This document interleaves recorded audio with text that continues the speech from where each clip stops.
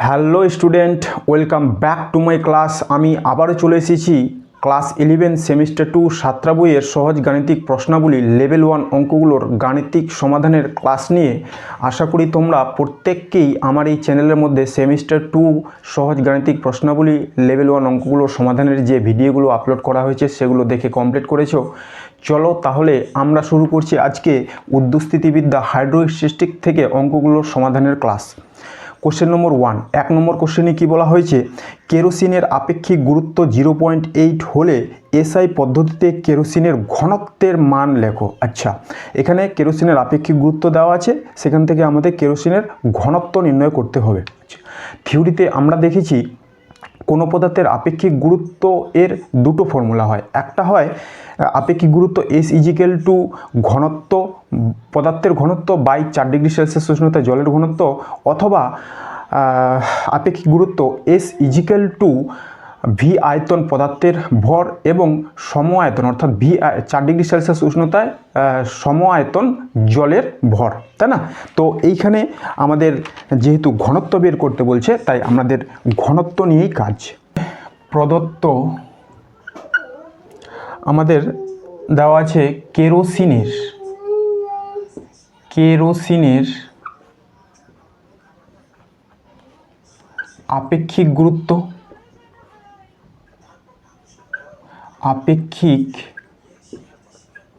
গুরুত্ব S equal two 0.8 আমাদের বের করতে বলেছে ঘনত্ব, তাই না? এবার তাহলে লিখবো, আমরা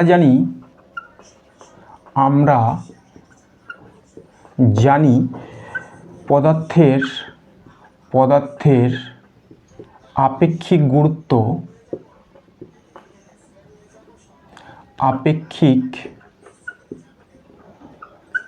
গুরুত্ব S equal to D by D not.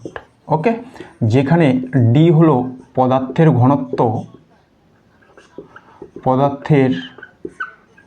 ঘনত্ব এবং ডি নট হলো 4 ডিগ্রি সেলসিয়াস উষ্ণতায় জলের ঘনত্ব। 4 ডিগ্রি সেলসিয়াস উষ্ণতায় জলের ঘনত্ব। ওকে, তাহলে আমরা বের করব পদার্থের ঘনত্ব, তাই তো, কেরোসিনের ঘনত্ব। অতএব D equal to S into D naught, তাই না? এস কত দেওয়া হয়েছে 0.8। এবার ডি নট 4 ডিগ্রি সেলসিয়াস উষ্ণতায় জলের যে ঘনত্ব, আমরা যদি জলের ঘনত্বকে সিজিএস পদ্ধতিতে লিখি তাহলে হয় 1 গ্রাম পার সেন্টিমিটার কিউব, এবং যদি আমরা এসআই পদ্ধতিতে লিখি তাহলে হয় 1000 কেজি পার মিটার কিউব। তো আমাদের অঙ্কটিতে উত্তরটা এসআই পদ্ধতিতে দেওয়া ছিল, তাই আমরা এসআই পদ্ধতিটা নিব। জলের ঘনত্ব 4 ডিগ্রি সেলসিয়াস উষ্ণতায় হয় 1000 কেজি পার মিটার কিউব। তাহলে এখানে লিখব 1000, এটা গুণ করলে কত হবে 800। তাহলে এটা হয়ে গেল কেজি পার মিটার কিউব। এখানেও বলতে পারি কেজি পার মিটার কিউব। এইটা হয়ে গেল আমাদের উত্তর।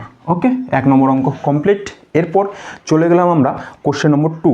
2 নম্বর কোশ্চেনে কী বলা হয়েছে, রূপার আপেক্ষিক গুরুত্ব 10.5 সিজিএস একক হলে এসআই পদ্ধতিতে রূপার ঘনত্ব বের করতে হবে। আচ্ছা, রূপার আপেক্ষিক ঘনত্ব দেওয়া আছে, সেখান থেকে এসআই পদ্ধতিতে রূপর ঘনত্ব বের করতে হবে।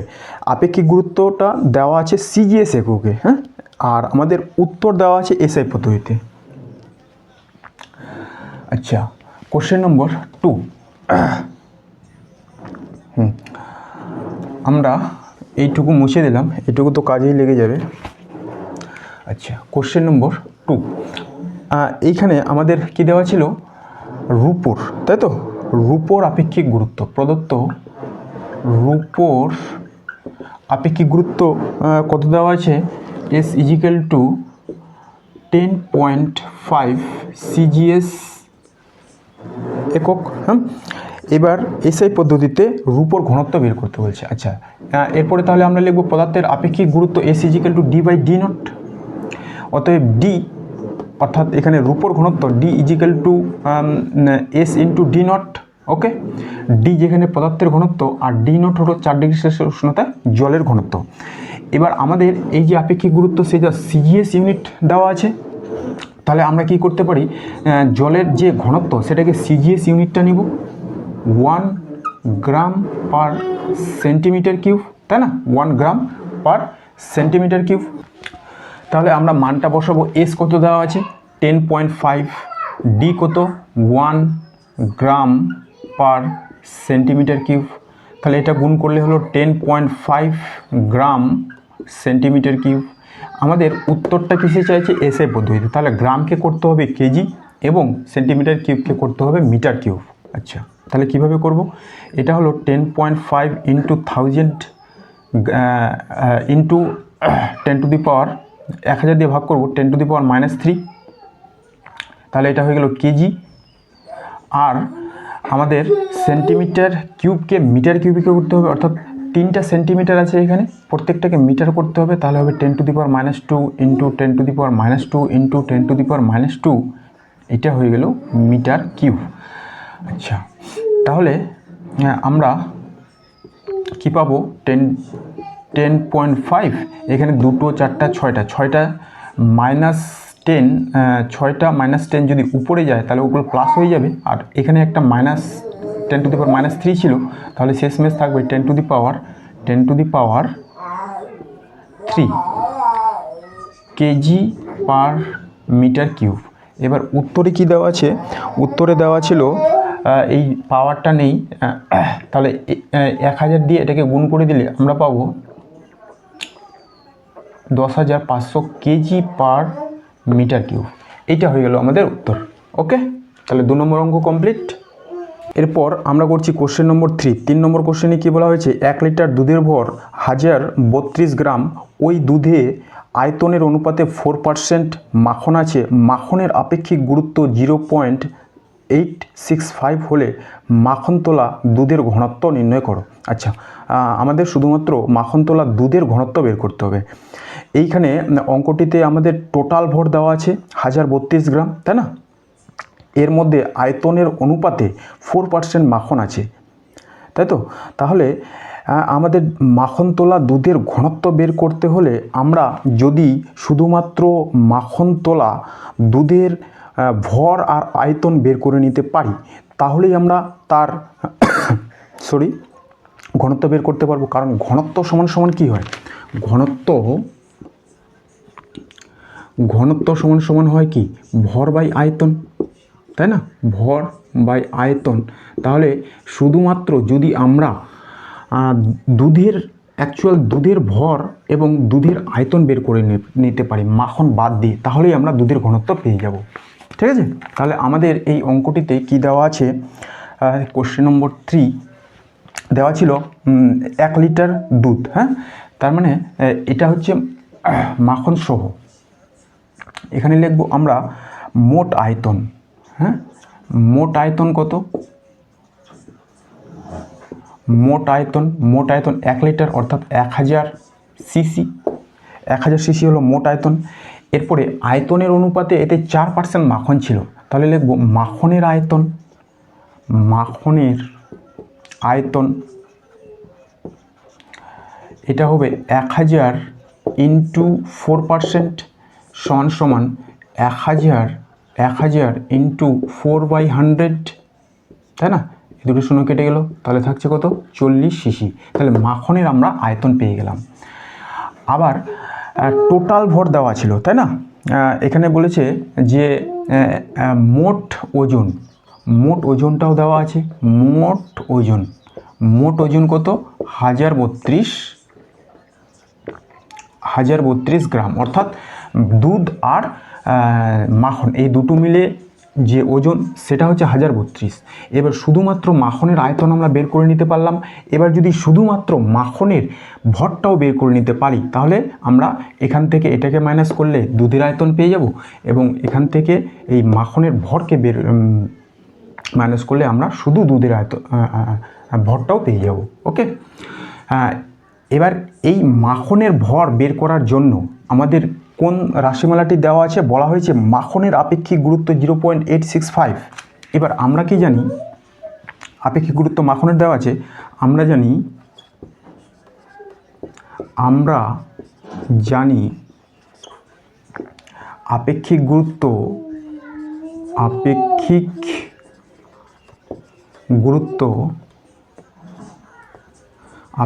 গুরুত্ব S সমান সমান ভি আয়তন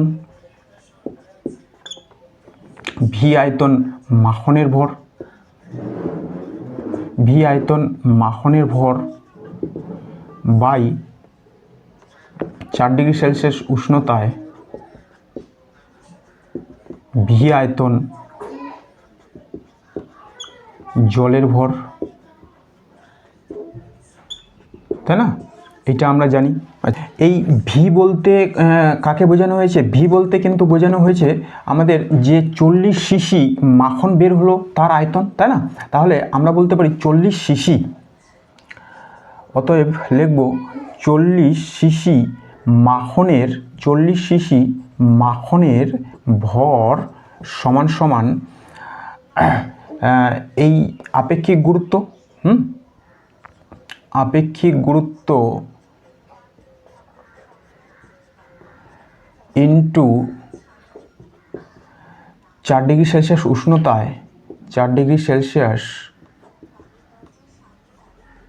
উষ্ণতায় ভি আয়তন, ভি বলতে 40 সিসি জলের ভর, তাই না? 40 সিসি জলের ভর। অতএব এটা সমান সমান হয়ে যাবে। এবার আমাদের আপেক্ষিক গুরুত্ব কত দেওয়া ছিল? এই জায়গাটায় আপেক্ষিক গুরুত্ব আমাদের এস দেওয়া ছিল কত? 0.865 এটা দেওয়া আছে, তাই তো? তাহলে এস বসাবো 0.865 ইন্টু 4 ডিগ্রি সেলসিয়াস 40 সিসি জলের ভর কী হবে? জলের ভর সমান সমান আয়তন ইন্টু ঘনত্ব। তাহলে আয়তন হলো 40 আর ঘনত্ব হলো 1। সিজিএস পদ্ধতিতে আমরা করব, তাই না? তাহলে এইটা গুণ করলে আমরা যেটা পাই সেটা হচ্ছে 34.6 গ্রাম। তো আমরা দেখো মাখনের আয়তন পেয়ে গেলাম, মাখনের ভর পেয়ে গেলাম, আর টোটাল ভর এটা, টোটাল আয়তন এটা। তো এইবার শুধুমাত্র আমাদের বের করতে হবে কোনটা? দুধের। হ্যাঁ, অতএব আমরা লিখব যে শুধুমাত্র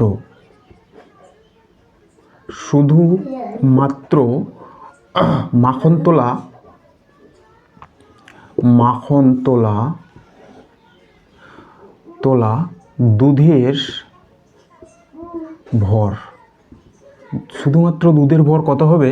টোটাল হচ্ছে 1000, এখান থেকে 40 বাদ, তাহলে 1000 মাইনাস 40 সিসি সমান সমান 960 সিসি। এরপরে মাখন তোলা দুধের ভর পেয়ে গেলাম। আচ্ছা, এটা ভর না, সরি, এটা হবে আয়তন। এটা আমি আয়তন করে দিলাম। এরপরে দুধের ভর কত হবে? টোটাল কত ছিল? টোটাল 1032 মাইনাস কত করব? 34.6 গ্রাম। তাহলে কত পাচ্ছি? এটা মাইনাস করলে আমরা পেয়ে যাব 997.4 গ্রাম। ওকে, এই দুটো পেয়ে গেলাম। এবার এর ঘনত্ব বের করতে হবে। তবে দুধের ঘনত্ব সমান সমান আমরা জানি কি? ভর বাই আয়তন। এখানে ভর কত পেলাম? ভর হচ্ছে এটা 997.4 ডিভাইডেড বাই আয়তন কত? 960। এই দুইটাকে ক্যালকুলেশন করলে আমরা পাই 1.04 গ্রাম পার সেন্টিমিটার কিউব। ওকে, তাহলে এইটা হয়ে গেল আমাদের উত্তর। ঠিক আছে, এরপর আমরা চলে যাচ্ছি কোশ্চেন নম্বর 4। 4 নম্বর কোশ্চেনে কী বলা হয়েছে, একটি ফাঁপা শঙ্কুর ভূমির ক্ষেত্রফল 0.1 মিটার কিউব, উচ্চতা 20 সেন্টিমিটার, শঙ্কুটি 1.2 গ্রাম সেন্টিমিটার কিউব ঘনত্বের তরল দ্বারা পরিপূর্ণ, শঙ্কুর তলদেশের ঘাত কত? আচ্ছা, তলদেশে আগে আমরা চাপ নির্ণয় করব, তারপরে ঘাত নির্ণয় করব, কারণ শঙ্কুর যে ভূমির ক্ষেত্রফল সেটা তো দেওয়াই আছে 0.01 মিটার কিউব, উচ্চতাটা দেওয়াই আছে। আমরা তরলের যে কোনো উচ্চতায় চাপের যে রাশিমালা সেটা থিওরিতে পড়েছি, তাই না? চাপের রাশিমালা কি হয়? P = H rho G। ঠিক আছে, তাহলে কোশ্চেন নম্বর 4 আমরা লিখব যে শঙ্কুর তলদেশে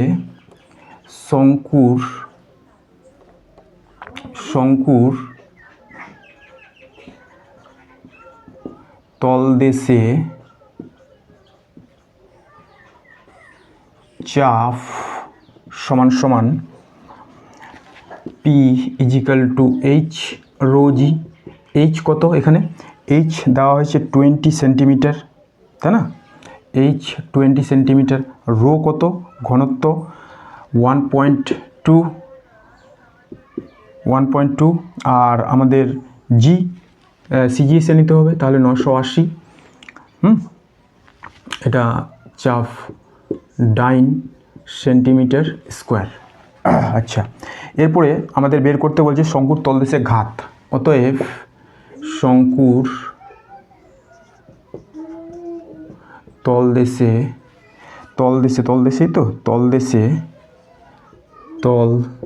তলদেশে প্রযুক্ত ঘাত। এবার ঘাত সমান সমান কি হয়? চাপ ইন্টু ক্ষেত্রফল। চাপটা কত? এইটা 20 × 1.2 × 980। ক্ষেত্রফল কত দেওয়া আছে? 0.01 মিটার স্কোয়ার, তাই তো? এইবার এটাকে এটা আমরা কিসে করেছি? সিজিএসে। তাহলে মিটার স্কোয়ারকে সেন্টিমিটার স্কোয়ারে করতে হবে। তাহলে এটা হলো 0.01 ইন্টু মিটারকে সেন্টিমিটারে করলে 10⁴ স্কোয়ার। যেহেতু আমরা স্কোয়ার করব তাই এটা মিটার থেকে সেন্টিমিটার করলে 10⁻², কিন্তু স্কোয়ার আছে তাই 10⁴। ওকে, তাহলে এটা কিসে বেরোবে? কি বের করছি? ঘাত। তাহলে বেরোবে সিজিএস ইউনিট ডাইনি। এবার এটাকে ক্যালকুলেশন করব।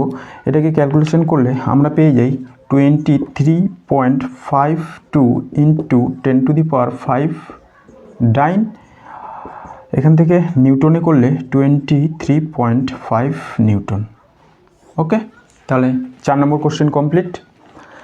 এরপর আমরা করব কোশ্চেন নম্বর 5। 5 নম্বর কোশ্চেনে কী বলা হয়েছে, একটি গাড়িতে একটি পাত্রে কিছু তরল আছে, গাড়িটি 3 সেন্টিমিটার -2 ত্বরণে চললে তরলের মুক্ততল অনুভূমিকের সঙ্গে কত কোণ করবে? আচ্ছা, এই 5 নম্বর অঙ্ক এবং সিমিলার একটা অঙ্ক দেওয়া আছে 8 নম্বর অঙ্ক, এই দুটোকেই আমরা একসঙ্গে করে নেব।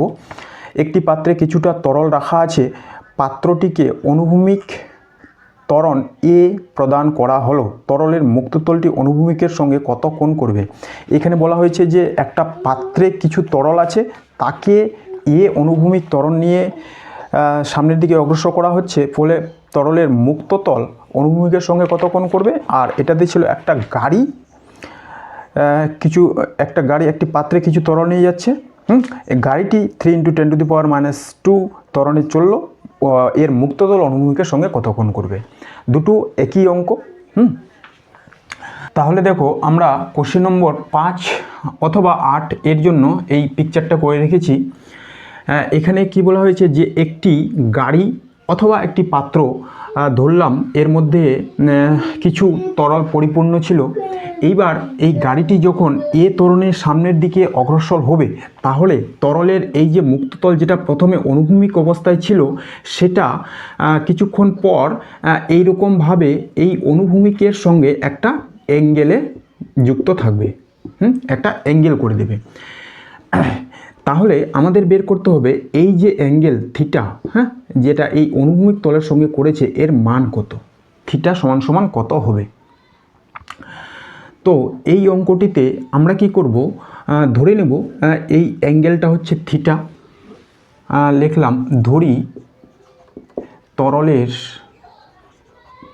তরলের মুক্ততল অনুভূমিকের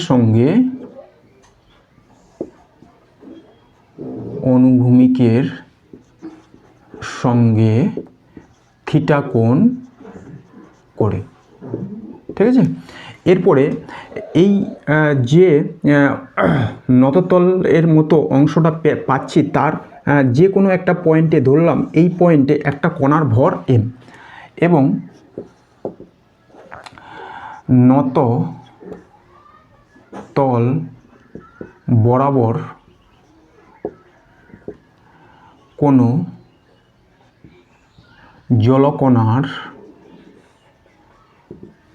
ভর ধরা হলো m। এই জায়গায় কণার ভর ধরা হলো m। তাহলে এই কণাটির উপর কোন কোন বল প্রযুক্ত হচ্ছে? একটা হচ্ছে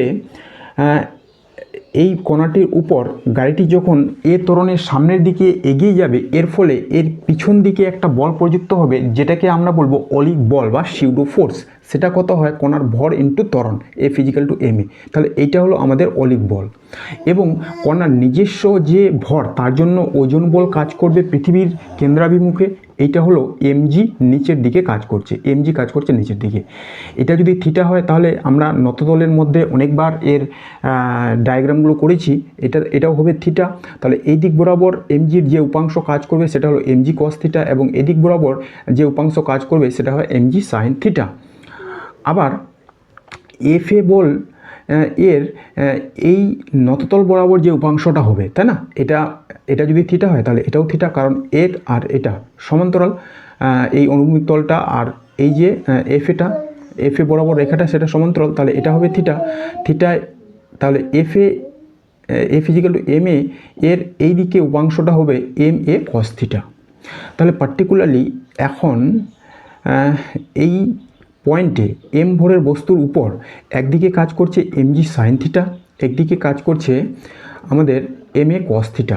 যেহেতু এই m ভরের কণাটির উপর এই তল বরাবর নেট ফোর্স শূন্য হবে, না হলে তো কণাটি কোন দিকে সরণ হয়ে যেত। হ্যাঁ, তাহলে mg sin থিটা সমান সমান হবে ma cos থিটা। এখান থেকে আমরা এই থিটার মান বের করতে পারবো। ঠিক আছে, তাহলে আমরা এবার অঙ্কটি করছি। এই কণাটির ভর ধরা হয়েছে m। তাহলে এরপরে লিখব অতএব কণার উপর প্রযুক্ত অলিক বল F = হবে ma, অলিক বলটা হবে F = ma, এবং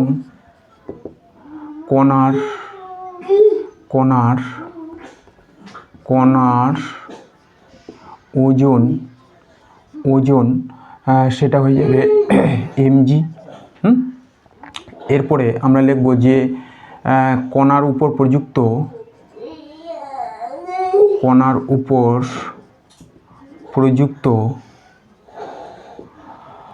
নততল বরাবর, কণার উপর প্রযুক্ত নততল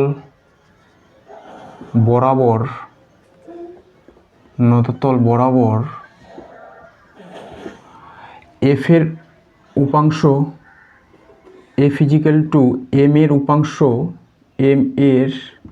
উপাংশ সমান সমান হচ্ছে ma cos থিটা, এবং mg এর উপাংশ সেটা হয় mg sin থিটা। এইটা আর এইটা। আবার লিখব যেহেতু কণাটির উপর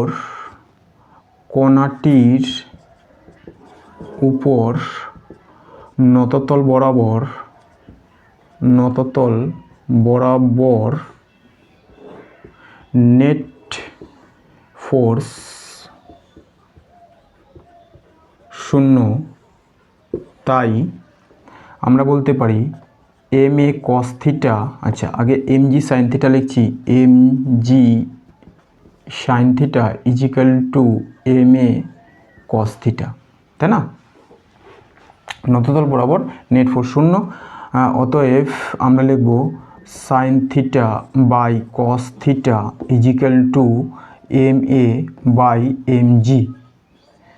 এটা কেটে গেল, sine theta by cos theta সমান সমান কী হয়, টেন থিটা, এটা হয়ে গেল এ বাই জি। অতএব theta equal to tan inverse A by G. যদি ত্বরণের মান এ দিয়ে দেওয়া থাকে তাহলে এটাই হবে উত্তর। এরপরে 8 নম্বর অঙ্কটার উত্তর হলো আমাদের এইটা। আর যদি ত্বরণের মান যেমন 5 নম্বর অঙ্কতে দেওয়া ছিল 3 মিটার পার সেকেন্ড এবং জি এর মান 10 মিটার পার সেকেন্ড, তাহলে এটা আমরা বসিয়ে দেব। অতএব থিটা ইজিক্যাল টু 10 ইনভার্স 3/10। ওকে, এটা হয়ে গেলো আমাদের 8 নম্বর অঙ্কের উত্তর, এটা হয়ে গেলো আমাদের 5 নম্বর অঙ্কের উত্তর। ঠিক আছে, তাহলে এই অঙ্কটিকে আমরা আরেকটি পদ্ধতিতেও সমাধান করতে পারবো, যেখানে চাপের কনসেপ্টটা নিয়ে আসতে হবে। তাহলে চলো ওই সেকেন্ড পদ্ধতিতেও আমরা দেখে নিই কীভাবে এই অঙ্কটিকে অন্য পদ্ধতিতেও আমরা সমাধান করতে পারি। ঠিক আছে, তাহলে দেখো এইটা হলো আমাদের সেই পাত্র যার মধ্যে কিছু অংশে তরল ভরার ছিল। যখনই এই পাত্রটিকে বা গাড়িটিকে এ ত্বরণের সামনের দিকে অগ্রসর করা হবে, তার এই যে তরল ছিল সেটা এইরকমভাবে নততলের মতো সজ্জিত হয়ে যাবে। ওকে, তাহলে ধরলাম এই যে অ্যাঙ্গেলটা, সেই অ্যাঙ্গেলটা হচ্ছে থিটা। ধরি তরলের মুক্ততল অনুভূমিকের সঙ্গে থিটা কোণ করে, এই থিটা কোণ করে। এরপরে কি করব, আমরা এই তরলের মধ্যে একটা ডি এ প্রস্থচ্ছেদের এবং ডি এক্স দৈর্ঘ্যের একটা চোঙ, এই একটা চোঙ কল্পনা করে নিলাম এই জায়গাটায়। ওকে, তাহলে এর প্রস্থচ্ছেদের ক্ষেত্রফল হচ্ছে ডিএ দৈর্ঘ্য ডিএক্স এবং এইখান থেকে যে হাইট সেটা হচ্ছে ক্যাপিটাল এইচ এবং টোটাল এইখান থেকে যে হাইট সেটা হচ্ছে এইচ প্লাস ডি ওয়াই। ওকে, তাহলে এই দুটো সাইডের মধ্যে চাপের পার্থক্য থাকবে। এদিককার চাপটাকে ধরলাম P1 এবং এদিককার চাপটাকে ধরা হয়েছে P2, তাই তো, P2। তাহলে এই দিকের এই দু সাইডের মধ্যে চাপের পার্থক্য থাকবে। চাপের পার্থক্য থাকলে ঘাতের পার্থক্য থাকবে। তাহলে P1 যেহেতু P1 গ্রেটার দেন হবে P2, তাহলে চাপের জন্য বলটা প্রযুক্ত হবে এই দিকে। আবার যে ত্বরণ তার জন্য এই চোঙটির উপর একটা অলিক বল প্রযুক্ত হবে। সেই অলিক বলটা প্রযুক্ত হবে ত্বরণের বিপরীত অভিমুখে। সেই অলিক বলটাকে এই দিকে কাজ করছে। যেহেতু এই চোঙটি সাম্য অবস্থায় থাকবে, তাই এই দুটো বলের মান হবে সমান। সেইখান থেকে আমরা টেন থিটা বের করতে পারবো। কমপ্লিট। তাহলে দেখো কিভাবে করা হয়েছে। ধরি তরলের মুক্ততল অনুভূমিকের সঙ্গে থিটা কোণ করেছে। ওকে, তরলের মধ্যে ডি এ প্রস্থচ্ছেদে ডি এক্স দৈর্ঘ্যের একটি চোঙ কল্পনা করা হলো। এই হচ্ছে চোঙটা কল্পনা করা হয়েছে। চোঙ দ্বারা আবদ্ধ তরলের ভর, এই চোঙ দ্বারা যে আবদ্ধ তরল থাকবে তার ভর সমান সমান কি হয়, আয়তন ইন্টু ঘনত্ব। তাহলে ঘনত্ব ধরা হয়েছে রো, আর এই চোঙের যে আয়তন, চোঙের প্রস্থচ্ছেদের ক্ষেত্রফল ইন্টু দৈর্ঘ্য, D A DX. Okay, DA DX এটা হলো চোঙের ভর। তাহলে চোঙের উপর যে অলিক বল প্রযুক্ত হবে, এফ ইজিক্যাল টু কী হয়, ভর ইন্টু ত্বরণ।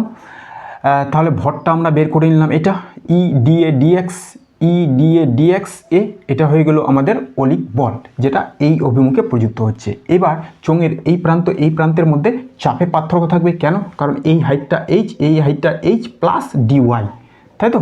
তাহলে এই চাপের পার্থক্যের কারণ হচ্ছে ডিওয়াই উচ্চতার জন্য যে চাপ সেটা। আচ্ছা, তাহলে আমরা লিখব P2 minus P1 equal to d y rho x. Okay, d y rho x. আচ্ছা, এইবার ঘাত বল, চাপ থেকে আমরা ঘাত বের করতে পারি।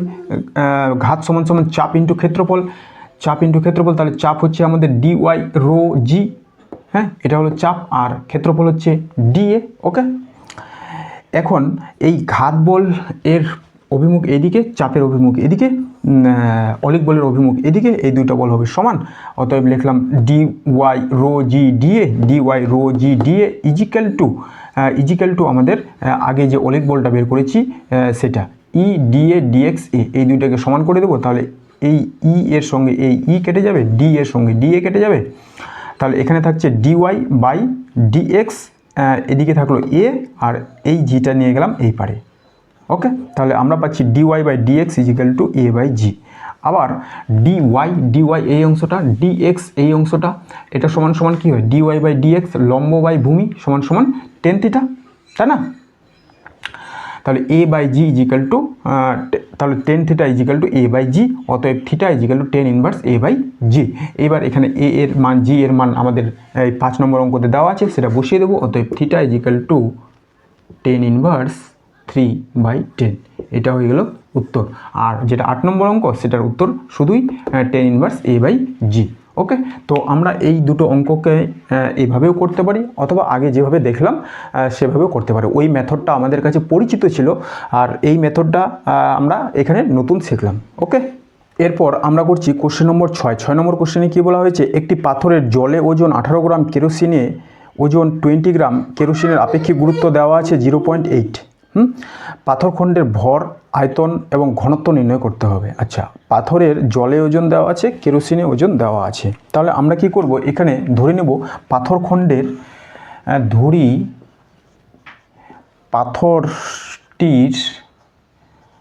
পাথরটির ভর ক্যাপিটাল এম।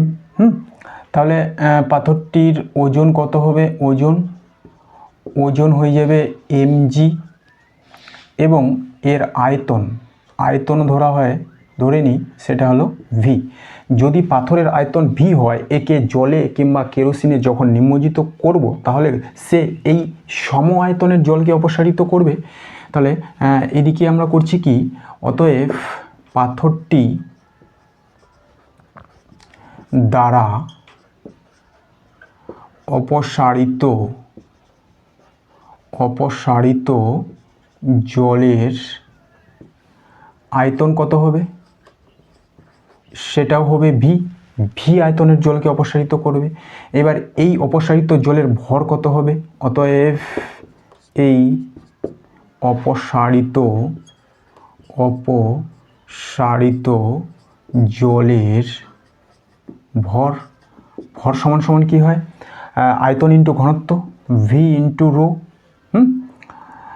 তাহলে আয়তন তো আমরা পেয়ে গেলাম, এবার জলের ঘনত্বকে আমরা সিজিএসে লিখব। সিজিএসে লিখলে কি হয়, 1। তাহলে এটা পেলাম আমরা শুধু ভি। আচ্ছা, এর ওজন কত হবে, এই অপসারিত জলের ওজন সমান সমান হয়ে যাবে ভিজি। ঠিক আছে, তাহলে বলতে পারি প্রশ্নানুযায়ী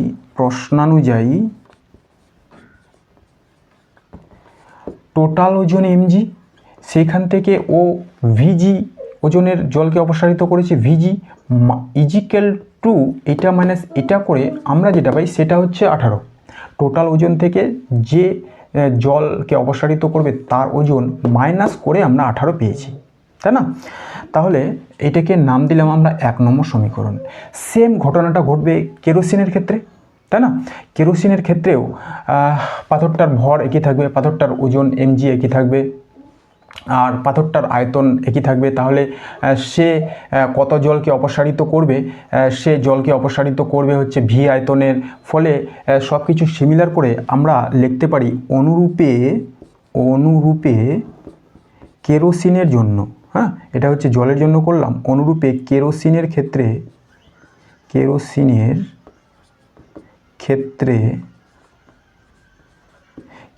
ক্ষেত্রে mg মাইনাস 0.8 ভিজি, কারণ কেরোসিনের আপেক্ষিক গুরুত্ব দেওয়া ছিল 0.8, ইজিক্যাল টু সেইখানে ওজন ছিল 20g।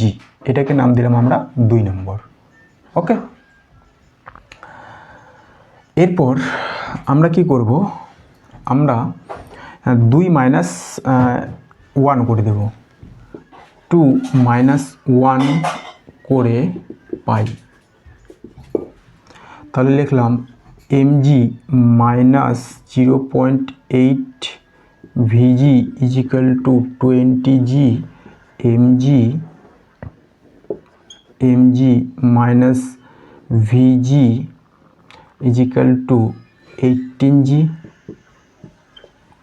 এবার এটাকে মাইনাস করে দেব, তাহলে এটা হয়ে যাবে প্লাস, তাই না? মাইনাস মাইনাসে প্লাস, এটা কেটে যাবে, এখানে থাকছে তাহলে 0.2 ভিজি, এখানে থাকছে 2g, জি কেটে যাবে।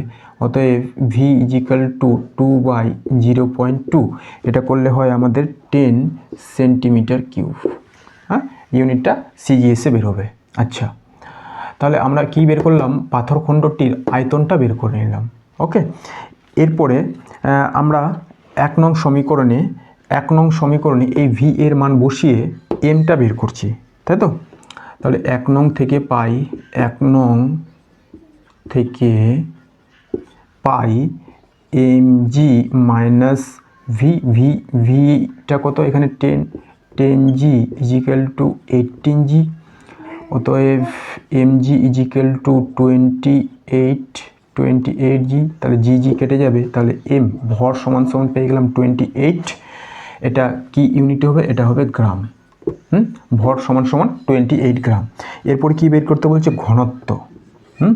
তাহলে আমরা এটাও পেয়ে গেলাম, এবার ঘনত্ব, অতএব ঘনত্ব সমান সমান ভর বাই আয়তন, ভর সমান সমান কত পাচ্ছি 28, আয়তন সমান সমান 10। তাহলে এটা হলো 2.8, সিজিএসসি করেছি, তাহলে এটা হবে গ্রাম সেন্টিমিটার কিউব। ওকে, তাহলে এই গেল আমাদের কোশ্চেন নম্বর 6 এর সমাধান। এরপর আমরা করছি কোশ্চেন নম্বর 7। একটি তৈলবিন্দু জলের মধ্যে আলফা জি ত্বরণ নিয়ে ঊর্ধ্বে উঠে আলফা একটি ধ্রুবক জি অভিকর্ষজ ত্বরণ হলে তেলের আপেক্ষিক গুরুত্ব নির্ণয় করতে হবে। আচ্ছা, তেলের আপেক্ষিক গুরুত্ব নির্ণয় করতে হবে, তাই তো। তাহলে এই অঙ্কটিতে আমরা কি করতে পারি, তেলের ঘনত্ব আগে ধরে নিব, তেলের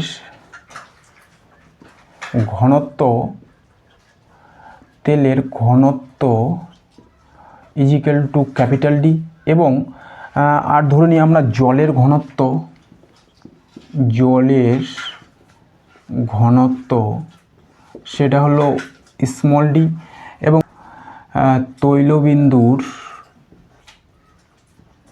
তৈলবিন্দুর ভর এটা ধরা হলো এম। ওকে, তাহলে অতএব আমরা লিখতে পারি যে তৈলবিন্দুটি জলের নিচ থেকে উপরের দিকে উঠে আসছিল আলফা জি ত্বরণ নিয়ে, সেই তৈলবিন্দুর আয়তন কত হবে, আয়তন সমান সমান আমরা লিখতে পারি ভর এম। আচ্ছা, আয়তন ভি সমান সমান ভর বাই ঘনত্ব এম বাই ডি, ভর বাই ঘনত্ব। ওকে, এবার এই তৈলবিন্দুটি আলফা জি ত্বরণ নিয়ে যার আয়তন ভি বের করে নিলাম এম বাই ডি, সেটা নিচ থেকে উপরের দিকে আসছিল, তাহলে এ কতটা জলকে অপসারিত করতে পারবে, সে নিজস্ব আয়তনের সমান জলকে অপসারিত করতে পারবে। অর্থাৎ এটাই হবে অপসারিত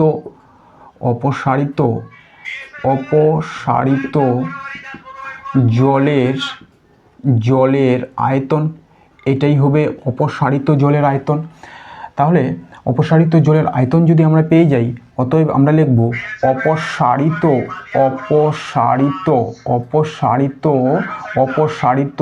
জলের ভর, অপসারিত জলের ভর কত হবে, জলের ভর হয়ে যাবে জলের আয়তন কত, আয়তন ইন্টু ঘনত্ব M by D into small D, জলের ঘনত্বকে ধরা হয়েছে স্মল ডি, জলের ভর ইন্টু জলের আয়তন ইন্টু স্মল ডি। এবার যদি ভর এটা হয়, তাহলে এর ওজন কত হবে, ওজন, অতএব ওজন সমান সমান হয়ে যাবে ভর into G, M D G, M by capital D small D into G, এটা হয়ে গেল ওজন। তাহলে আমাদের যে প্লবতা বল সেটা কার সমান হয়, অপসারিত তরলের ওজনের সমান, তাই না। অতএব এটাকে আমরা লিখতে পারি প্লবতা বল। এই প্লবতা বল তৈলবিন্দুর উপর কোন দিকে কাজ করছে, নিচ থেকে উপরের দিকে, এবং তৈলবিন্দুর যে ওজন সেটা কাজ করছে তৈলবিন্দুর যে ওজন সেটা কাজ করছে নিচের দিকে, এবং প্লবতা বল কাজ করছে উপরের দিকে। তৈলবিন্দুর ভর এটা, তাহলে তৈলবিন্দুর ওজনটাও লিখে দিই এখানে। তৈলবিন্দুর যে ওজন সেটা হবে mg, তাই না? তৈলবিন্দুর ওজন, এটা যদি জলের পাত্র হয়, এটা যদি আমরা জলপূর্ণ পাত্র ভাবি, তাহলে এই জলপূর্ণ পাত্রের মধ্যে একটা তৈলবিন্দু যখন আলফা জি ত্বরণ নিয়ে উপরে উঠে আসছে, এই তৈলবিন্দুর ভর যদি m ধরা হয়, তাহলে এর ওজন mg কাজ করছে নিচের দিকে, এবং এর উপর যে প্লবতা বল সেটা কাজ করবে উপরের দিকে। এই প্লবতা বলটা কত হবে? এই প্লবতা বলটা হয়ে যাবে আমাদের এইটা, হ্যাঁ, m by D G, m by capital D small D G. ঠিক আছে?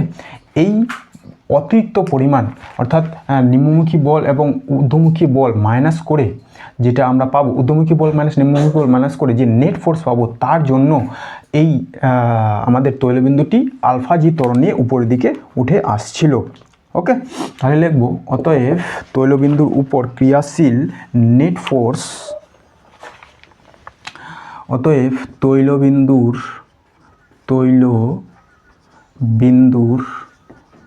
উপর ক্রিয়াশীল নেট লব্ধি ঊর্ধ্বমুখী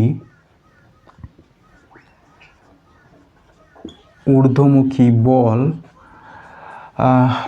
ঊর্ধ্বমুখী বল প্লবতা বল minus m capital D small D G minus mg। Okay, এখান থেকে আমরা mg কমন নিতে পারি, তাহলে থাকছে mg কমন নিলাম, তাহলে থাকছে small D by capital D minus 1, এটা থাকছে। ওকে, এরপরে আমরা নেট ফোর্স পেয়ে গেলাম, তাহলে ত্বরণ বের করব। অতএব তৈলবিন্দুর ত্বরণ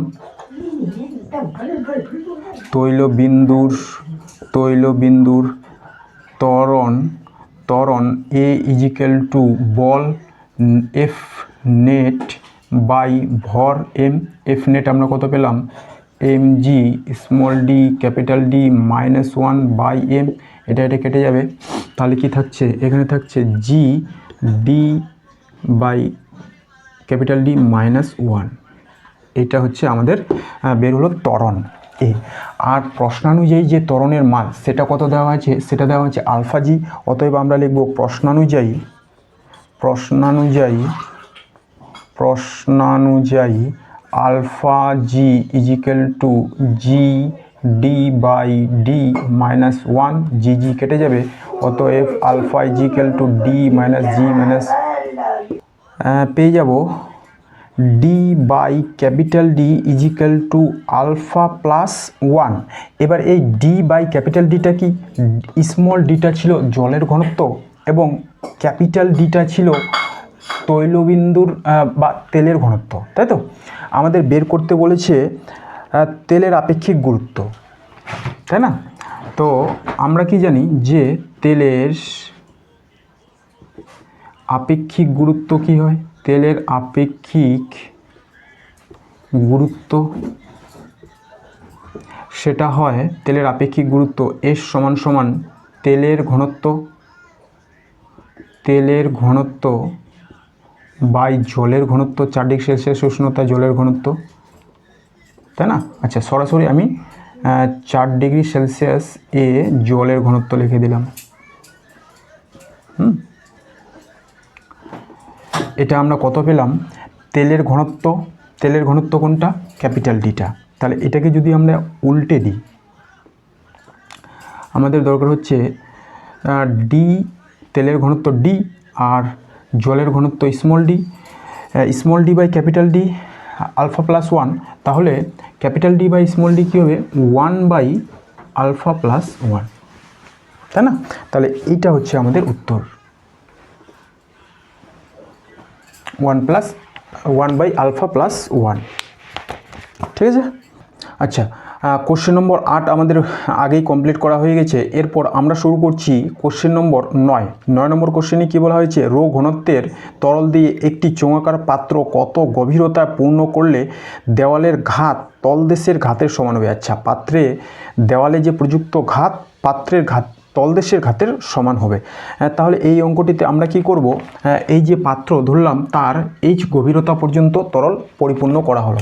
ধরি পাত্রের এইচ গভীরতা তরল পূর্ণ করতে হলো, এই তরলের ঘনত্ব ধরে নেওয়া হলো রো, পাত্রের এই যে ব্যাসার্ধ সেটা ধরে নেওয়া হয়েছে আমাদের আর, অতএব পাত্রের ক্ষেত্রফল হয়ে যাবে পাই আর স্কোয়ার। পাত্রের তলদেশে এই এইচ হাইট থেকে পাত্রের তলদেশে যদি আমরা প্রযুক্ত চাপ বের করি, চাপের রাশিমালা আমরা জানি কি এইচ রো জি, তাই না? এইচ হলো এই উচ্চতা, আর রো হলো তরলের ঘনত্ব, জি হলো অভিকর্ষজ ত্বরণ। তাহলে পাত্রের তলদেশে ঘাত কত হবে, চাপ বের করা হলে আমরা ঘাত বের করে নেব। অতএব পাত্রের তলদেশে প্রযুক্ত ঘাত কত, ঘাত ইজিক্যাল টু চাপ ইন্টু ক্ষেত্রফল, চাপ হলো এইচ রো জি, আর ক্ষেত্রফল বের করে নিয়েছি পাই আর স্কোয়ার।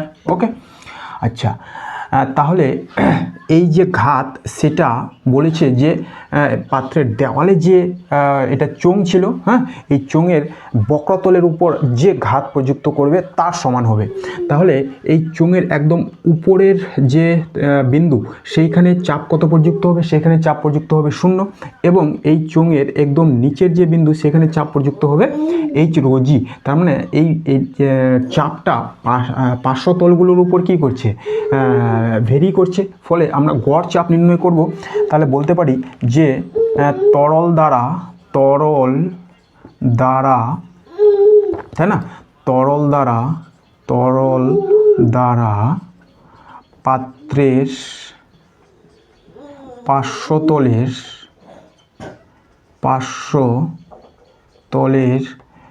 উপরের বিন্দু বলতে এইটা, হ্যাঁ, উপরের বিন্দুতে চাপ হয়ে যাবে 0, এবং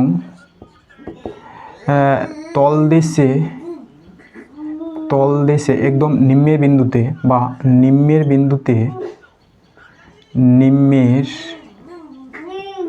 বিন্দুতে চাপ হয়ে যাবে এইচ রো জি। অতএব এই পার্শ্বতলে গড় চাপ, অতএব তরল দ্বারা পার্শ্বতলে গড় চাপ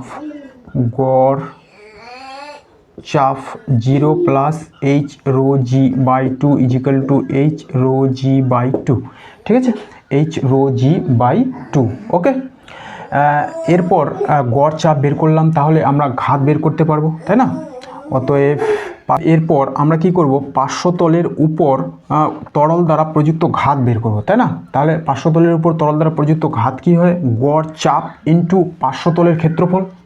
গড় চাপ কত, এইচ রো জি বাই 2, এটাকে লেখা হলো F2 ইন্টু পার্শ্বতলের ক্ষেত্রফল, চোঙের পার্শ্বতলের ক্ষেত্রফল কি হয় 2 পাই আর এইচ। ওকে, যেহেতু আমরা এইচ উচ্চতা পর্যন্তই নেব। ওকে, এইবার আগে যে ঘাত বের করেছিলাম সেটাকে বলেছিলাম F1, এটা সমান হবে হয়েছিল H rho G into pi R square, এবং এখন যে ঘাত বের করলাম এই পার্শ্বতলের উপর সেটা হচ্ছে H rho G by 2 into 2 pi R H. প্রশ্নানুযায়ী এই দুটো বল সমান, অতএব লিখতে পারি আমরা প্রশ্নানুযায়ী F1 ইজিক্যাল টু F2। অতএব আচ্ছা, এই 2 এর সঙ্গে এই 2টা কেটেই দিই, তাহলে এখানে কি থাকছে, H rho G into pi R square equal to H rho G into pi R H, তাই তো? আচ্ছা, এইচ রো জি কেটেই গেল, এখানে পাই এর সঙ্গে পাই কেটে গেল, এখানে আর স্কোয়ারের সঙ্গে এই আর কেটে গেল, এখানে থাকছে আর, এখানে থাকছে এইচ। অতএব আর ইজিক্যাল টু এইচ, এইটা হচ্ছে আমাদের শর্ত। হ্যাঁ, চোঙের অর্থাৎ পাত্রের যে ব্যাসার্ধ সেটা উচ্চতার যদি সেই উচ্চতার যদি আমরা তরল পূর্ণ করি, তাহলে এই পার্শ্বঘাত এবং নিম্নের ঘাত সমান হবে। ওকে, এরপর চলে গেলাম আমরা কোশ্চেন নম্বর 10 নম্বর কোশ্চেনে কি বলা হয়েছে, একটি বড় জলাশয়ের কত গভীরে জলের মধ্যে মোট চাপ বায়ুমণ্ডলীয় চাপের দ্বিগুণ হবে। আচ্ছা, এটাও সহজ অঙ্ক। আমরা ধরে নিব যে জলাশয়ের মধ্যে এক্স গভীরতায় চাপ বায়ুমণ্ডলের চাপের দ্বিগুণ হবে। কোশ্চেন নম্বর 10 লিখব, ধরি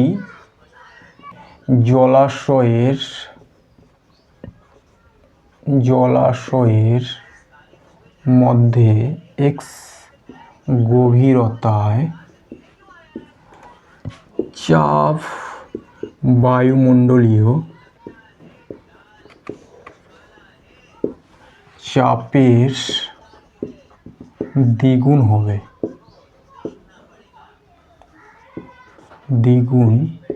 হবে, তাই না? তাহলে জলাশয়ের মধ্যে x গভীরতায় চাপ কত সেটা বের করব। অতএব আমরা লিখতে পারি প্রশ্নানুযায়ী x গভীরতায় চাপ বায়ুমণ্ডলীয় চাপের দ্বিগুণ, তাই না? তাহলে x গভীরতায় জলের জন্য চাপ হচ্ছে x h ρg, জলের ঘনত্ব 1 g 980 প্লাস বায়ুমণ্ডলীয় চাপ x গভীরতায় যখন আমরা চাপ নির্ণয় করব জলাশয়ের মধ্যে, তাহলে বায়ুমণ্ডলীয় চাপ তো থাকবেই, সঙ্গে জলের চাপটা যুক্ত হয়ে এইটা হচ্ছে আমাদের সেই মানটা। এবার বায়ুমণ্ডলীয় চাপ হচ্ছে 76 সেন্টিমিটার পারদস্তম্ভের চাপ, 76 ইন্টু পারদের ঘনত্ব h ρg 13.6 ইন্টু 980, এটা সমান হবে কার? এটা সমান হবে বায়ুমণ্ডলীয় চাপের দ্বিগুণ। বায়ুমণ্ডলীয় চাপ কত? এটার দ্বিগুণ 76 ইন্টু 13.6 ইন্টু 980। ওকে, তাহলে এক্স গভীরতায় চাপ হচ্ছে এটা জলের চাপ, এক্স গভীরতার জন্য জলের চাপ প্লাস বায়ুমণ্ডলের চাপ, সেটা সমান হবে আমাদের বায়ুমণ্ডলের চাপের দ্বিগুণ। এখান থেকে ক্যালকুলেশন করে এক্স বের করতে হবে। তাহলে আমরা কি করতে পারি, এক্স ইন্টু 980 এটাকে যখন ওই পারে নিয়ে যাই বিয়োগ করব, তাহলে এখানে দুটো 76 ইন্টু 13.6 ইন্টু 980 আছে, এখানে 76 ইন্টু 13.6 980 একটা মাইনাস হয়ে যাবে, তাহলে শুধু লিখব 76 ইন্টু 13.6 ইন্টু 980। এখান থেকে এক্স এদিকে নিয়ে যে ক্যালকুলেশন করে নেব। হ্যাঁ, 980 সঙ্গে 980, আচ্ছা 980 সঙ্গে 980 কেটেই যাবে, তাহলে 76 ইন্টু 13.6 এটা গুণ করলে আমরা যেটা পাই সেটা হচ্ছে 1033.6 সেন্টিমিটার। যেহেতু 76 সেন্টিমিটার পারস্তম্ভের চাপ সিজিএস পদ্ধতিতে নিয়েছি, তাহলে সেন্টিমিটার। ওকে, তাহলে ঠিক আছে বন্ধুরা, আজকে আমরা 10 নম্বর অঙ্ক পর্যন্তই কমপ্লিট করলাম। আমি চেষ্টা করব বাকি পার্টগুলো তোমাদের জন্য খুব তাড়াতাড়ি আপলোড করে দেওয়ার। যদি ক্লাস ভালো লাগে অবশ্যই চ্যানেলের সঙ্গে থাকো। ধন্যবাদ।